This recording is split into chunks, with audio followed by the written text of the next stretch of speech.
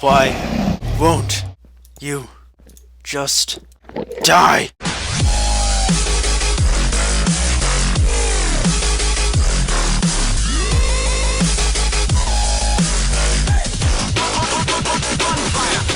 What is up, guys? This is Sanctum, and welcome to episode 2 of Minecraft Basics, where we do basic tutorials on lots of different things. And today we're going to be doing an episode on the dragon egg, the infamous dragon egg from the Ender Dragon. What's interesting about this block is that there's only one that can possibly spawn.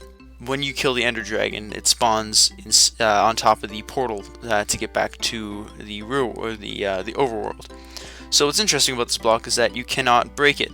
So if I'm in here, you know what? This is what happens if you do it in creative.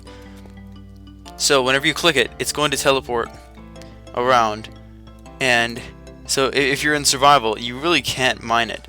It has to be broken in a different way, and there's really no point for it. I mean, you can jump on top of it. It works just like a solid block, so there's really not many points for it, or purposes for it. But this one here is a nice one. This is like a glass kind of decoration for your house. It could look pretty nice, sitting there in like a centerpiece pillar. You could also use it for a like a gambling style game on a multiplayer map. So you can have it set in a specific area with like you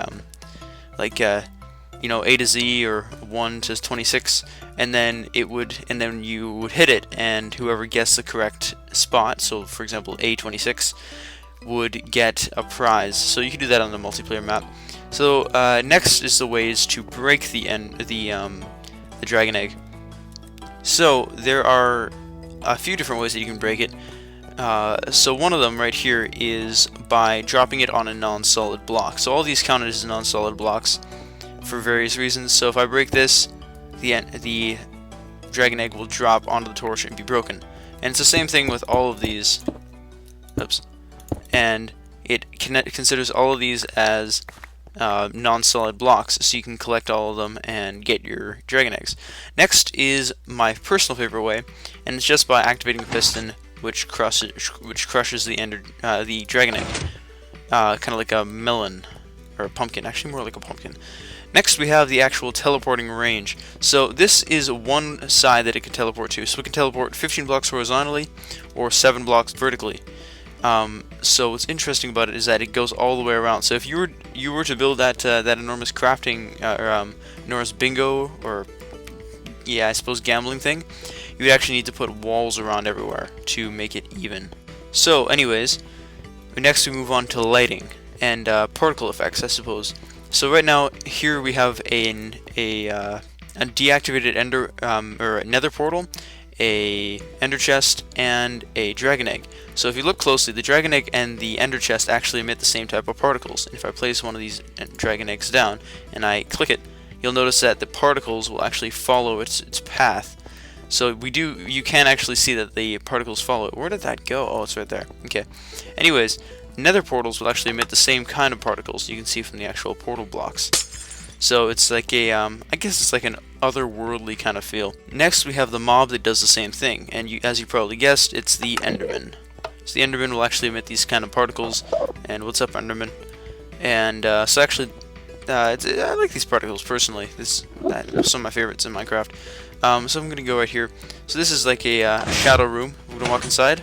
So as you can see, there's no light here, but yet for some reason, one block on the bottom is lit up, and that's because dragon eggs have a light level of 1, which is the lowest light level that you can possibly get in Minecraft. And I think it's pretty cool, because you could actually, if you were building an adventure map, this is one of the purposes of the dragon egg adventure map, you make a lighted passageway, but you could only see the floor, whereas the walls right here are really dark, but the floor is pretty cool. So I'm just gonna get out, and I missed the door. So anyways, finally we have the actual portal we have the actual egg in action. So this is how the portal back to the overworld would look. So we have the bedrock, we have the torches, we got, you know, the dragon egg, and it can be really difficult to get because you can't drop it on any of those non-solid blocks like you did over there. So here we have some materials that you might want.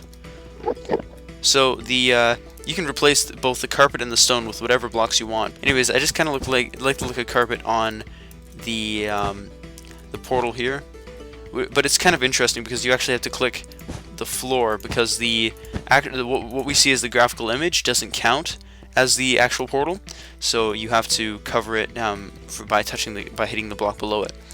So then what we do is we put a block here, and then obviously you'd block up to this. So I'm just gonna block up. Put a piston there.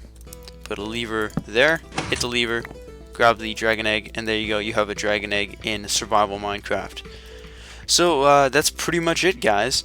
Pretty short episode, which is pretty nice. Very pretty, actually, all of this stuff. I hope you enjoyed this, and I hope that you learned a bit, whether you're a beginner player or you're, a seasoned veteran.